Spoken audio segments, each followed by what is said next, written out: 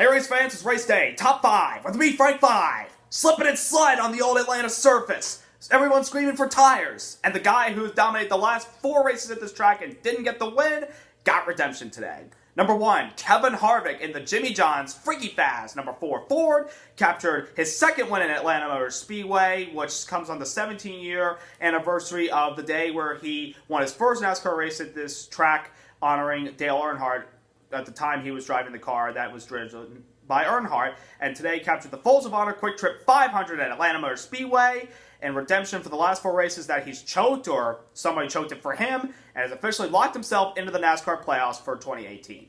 And, you know, sometimes we think about when we come to Atlanta, who do you gotta beat? Who's the guy you gotta beat? Kevin Harvick is obviously the guy. I mean, because he's Kevin Harvick, and we all know how good he is at this track. It's hard to believe he only has 1 win here, because the last 4 times he was here, he's dominated, but he either lost it on a restart crash, lost to Jimmy Johnson 2 years in a row, and last year on the last pit stop of the race, got caught for speeding and took him from the win to a top 10 finish. And today, he was able to capitalize, having a little adversity at the end of stage 1, where he had a problem with the air gun and has to restart 19th, clawed his way back to the front, and was able to hold up everybody on the last restart of the race with 20 to go, and captured his first win of the season over Brad Keselowski, Clint Bowyer, Denny Hamlin, and Martin Truex Jr. are your top 5.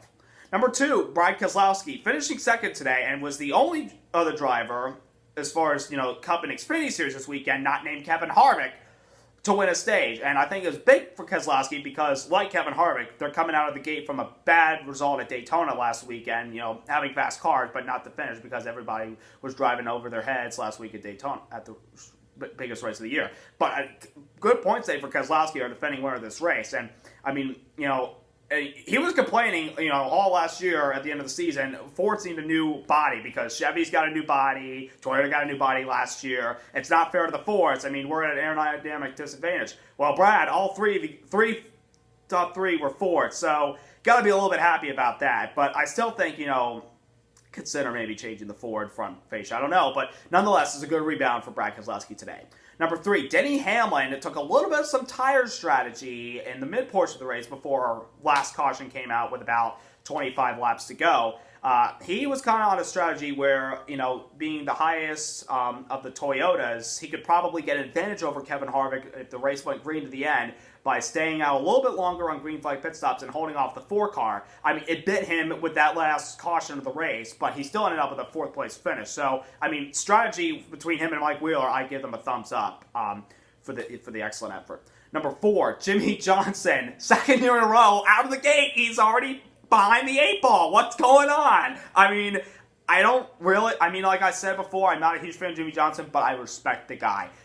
Today, just had a poor car. I mean, poor handling. Brought the first major incident that was not at the end of a stage and early in the race, and this basically, got a right front tire problem. Finished multiple laps down. I mean, I don't know. He finished 27th today.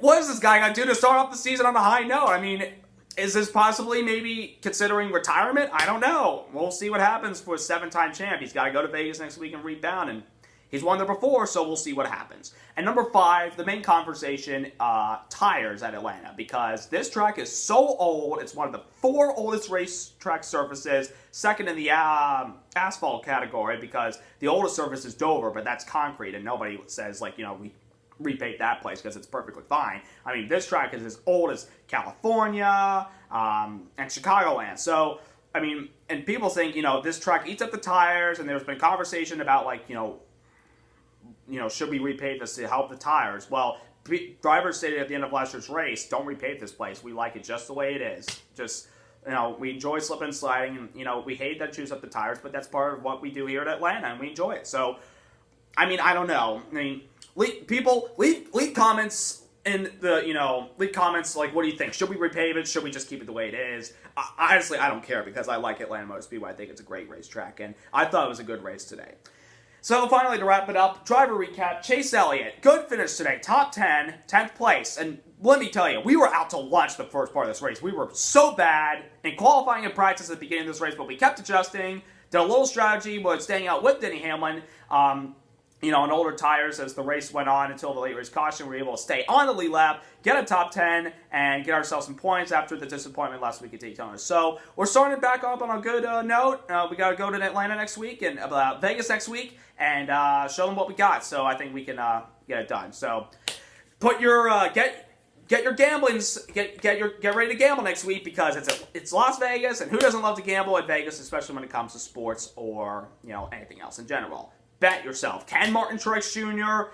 Go 2 in a row at Las Vegas, or can somebody else spoil his party, like maybe Kevin Harvick, or somebody like a Denny Hamlin, Brad Keselowski, or Kyle Larson, or Chase Elliott?